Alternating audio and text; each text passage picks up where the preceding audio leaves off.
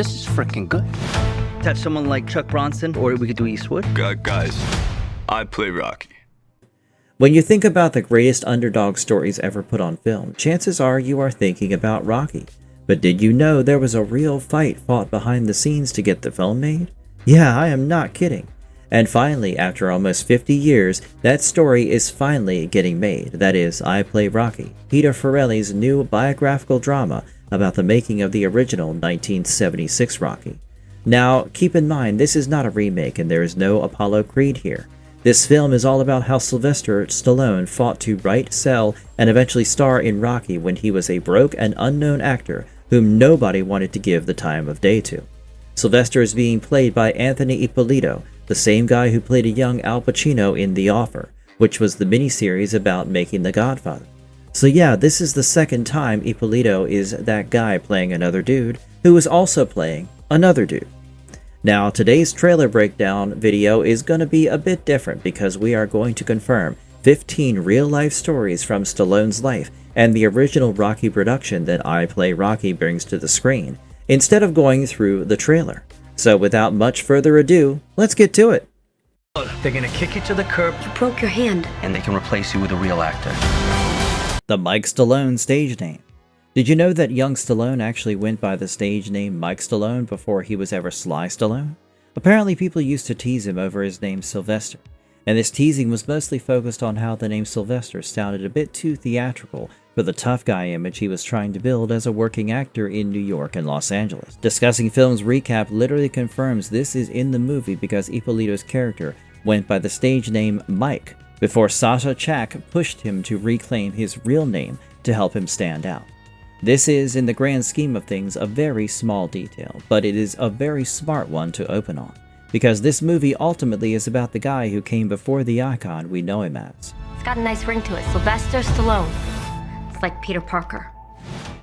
A brutal relationship with his father. Stallone has always been very open about his difficult and harsh relationship with his father, Frank Stallone Sr., and I will be honest, it was kind of eye-opening to hear that back in the days when Stallone used to talk about it. This was something genuine that Stallone would often bring up in his interviews because this relationship gave him the drive and the need to prove himself to people who doubted him early on. And I believe a lot of us actually felt very seen by that emotion, because I, too, have used spite as a fuel to move forward in life. And so it definitely makes me happy that in I Play Rocky, Matt Dillon, who plays Frank Sr., has confirmed to Hollywood Life that he will be keeping this family thread running properly. Instead of creating drama for drama's sake and to sell tickets, they are doing so to make sure to convey the real emotions that Stallone felt back in the day, and I love the authenticity. Sasha Czack pushes him to write himself in. Sasha Czack was Stallone's girlfriend at the time, who later became his first wife down the line, and who had seen it all. She was a photographer when Stallone was climbing through the hell that is Hollywood bureaucracy. When steady acting work was not simply coming his way, Czack was there to keep it together, and in this film, Anna Sophia Robb plays her. The 92.5 XTU write-up on the trailer notes that the film follows the years leading up to 1976 when Stallone refused to sell his script unless he could play the lead role, with Sasha positioned as the one who urges him towards that decision instead of settling for whatever was coming his way. And I feel like this again is another heart of the movie. When you are down on your luck and the world feels like it would implode, it really helps to have someone in your corner who believes in you no matter the crappy hands you are dealt. So I am glad that we are getting to see just how Czack influenced Stallone, because I feel like if she wasn't there, we would not have gotten Rocky the way we got it. The script really was written in a 3 to 4 day blur. This has to be the single most legendary piece of Rocky lore, and Stallone has repeated some version of it for decades. So in case you don't know, once he saw Chuck Wepner go the distance against Muhammad Ali in a 1975 fight, Stallone decided to sit down and write a story about how an underdog becomes a man. And he wrote the entire screenplay for Rocky in like 3 to 4 days. 92.5 XTU confirmed that this is in the movie, noting that the script covers how Stallone wrote the script after watching the Chuck Wepner Muhammad Ali fight. I love that the movie is leaning into this detail because this is the real motivation for the story that has always been told. Do you believe in me or not? Stallone has often framed his early career as a long string of people who told him no against a small handful of people who said yes when it really counted.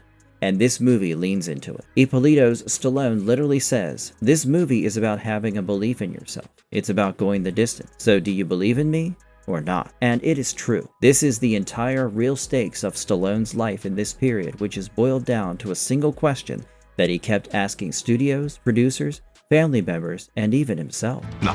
175. Go to 200. No? I'm not giving this up. Not for $1 million.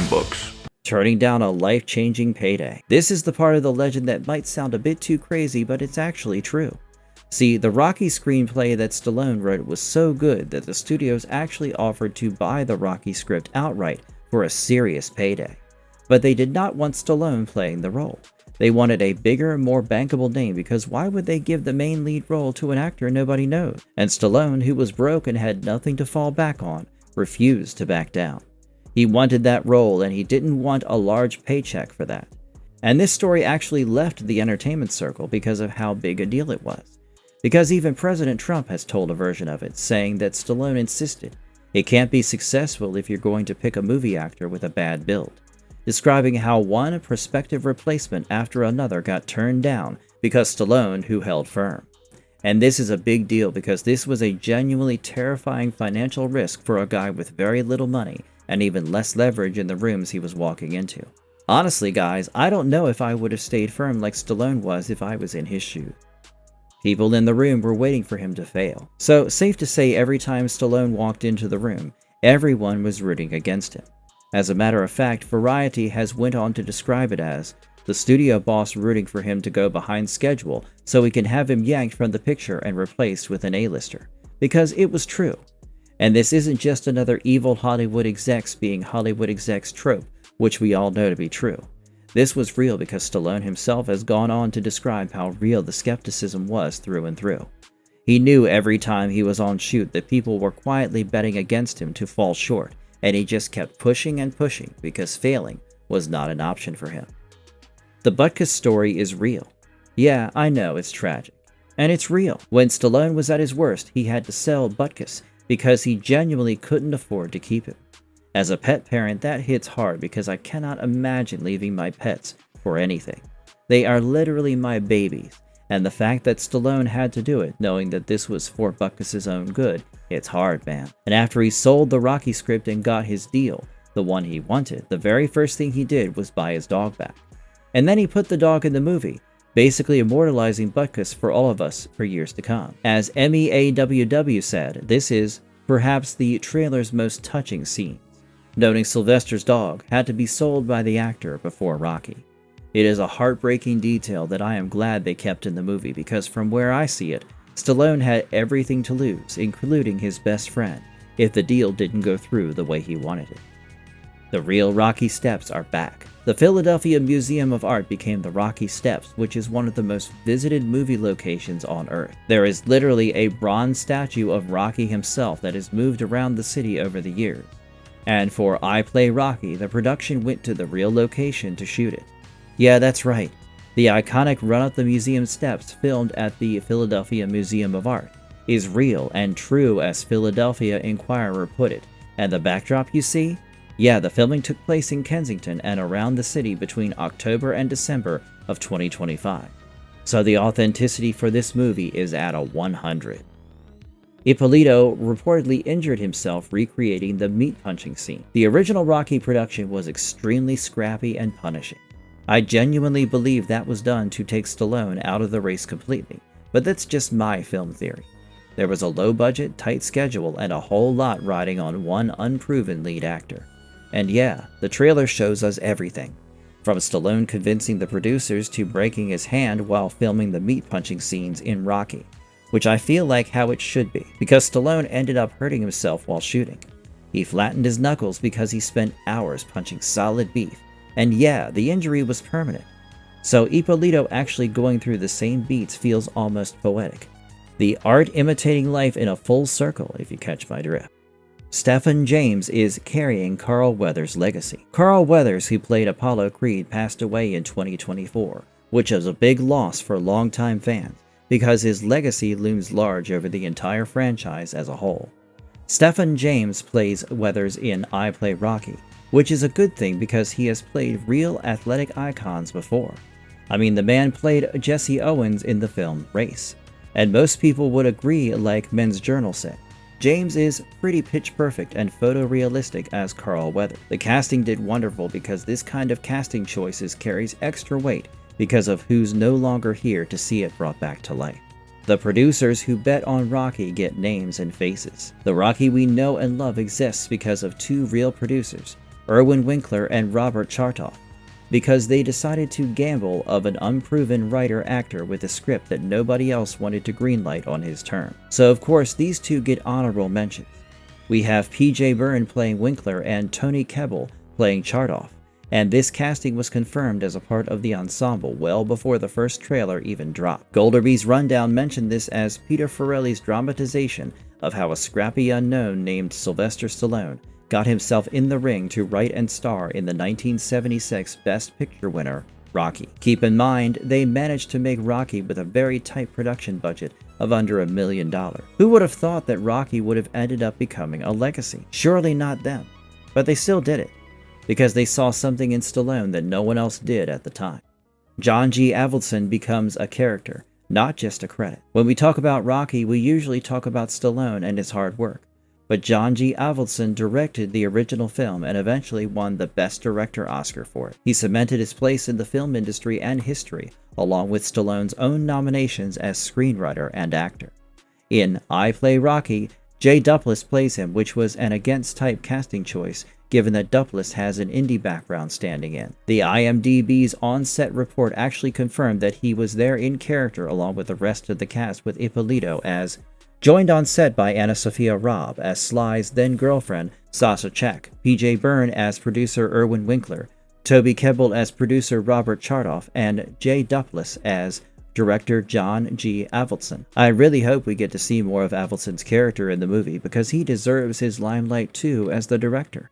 Talia Shire gets her own thread. Look, we all know that Rocky and Adrian go hand in hand. Talia Shire acted her ass off and was the emotional support system in the movie. In a way, I always felt like she was as much the heart of the film as Rocky was. And so when she was nominated for the Best Supporting Actress for her role as Adrian, I was ecstatic. In I Play Rocky, Kiki Sato plays Shire. She is one of the key players shaping the story, confirming that she was a part of the ensemble that brought this era to life on screen. I know we all look at Rocky as like a one-man show, but really there was an ensemble behind it who were fighting and rooting for Stallone. Stallone says he had zero to do with it. Farrelly disagreed. Now here's the kicker. This is the craziest real-life aspect of it. Stallone actually said on the Playlist's Binge-Worthy podcast that he had no involvement with the project at all. He had learned about it the same way everyone else did. He said, and I quote, "I was shocked to read about it.